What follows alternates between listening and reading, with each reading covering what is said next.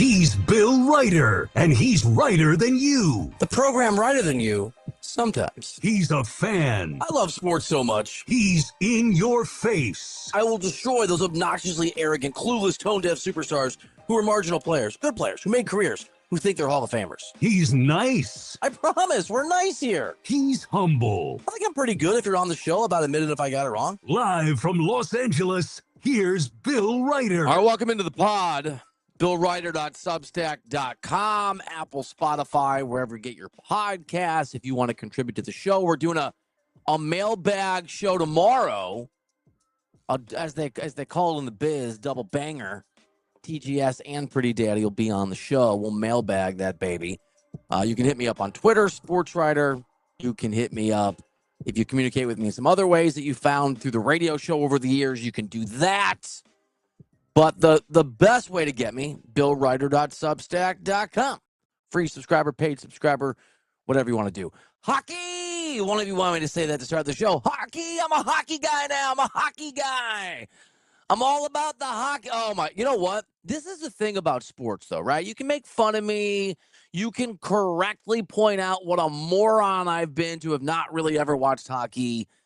USA, in that overtime thriller against Canada to take the gold medal for the first time in a generation and a half, was as captivating a sports moment as I can remember.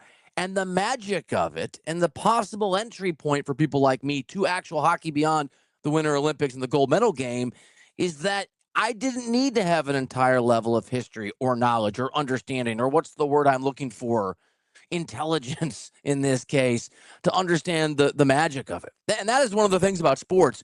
At its most beautiful and captivating, it pulls people in who don't know. Now, normally it does it earlier, right? I can remember my son falling in love with various sports through various moments that were magical. I can remember my daughter Madeline, who's now 16, watching the Cubs make that run to the World Series when she was a little kid. It's a seminal sports moment where she goes, oh my bleep, sports are incredible.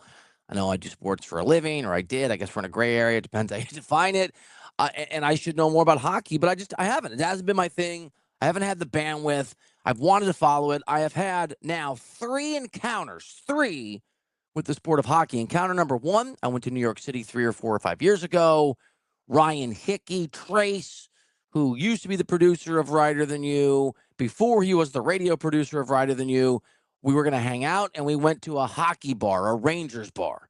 And don't judge me too harshly, because when I went to New York back in the day and I wasn't working for CBS Sports that night, I would indulge in some libations. I would hang out. I would party. I would chill. All I know is I was hammered. And we went to a Rangers bar, hockey bar. Hockey, I didn't really watch it, but the energy was cool, and I thought maybe I'll be a Rangers fan. That's hockey experience number 1, where I was more focused on how cold the Budweiser was than what was going on the screen. Hockey experience number 2, and this is part of the magic of the last few days, is a few days before the men beat Canada in overtime in that 3-on-3 spectacle to take all the glory against Canada. The women did the exact same thing, and I was walking through an area where there were some TVs on, and there were 2 old men. I told this story in the pod last week, and just for the overtime in that case, I just sat down and was utterly captivated.